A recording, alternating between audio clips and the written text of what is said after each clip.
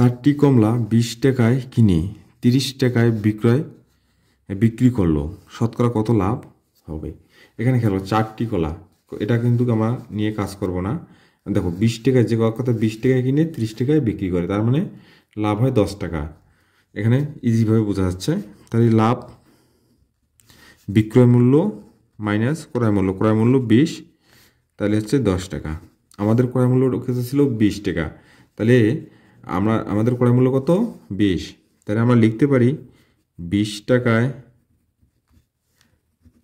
লাভ হয় 10 টাকা।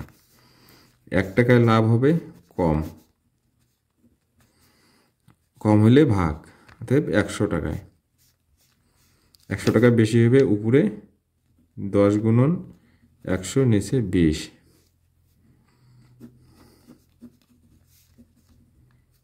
50 টাকা।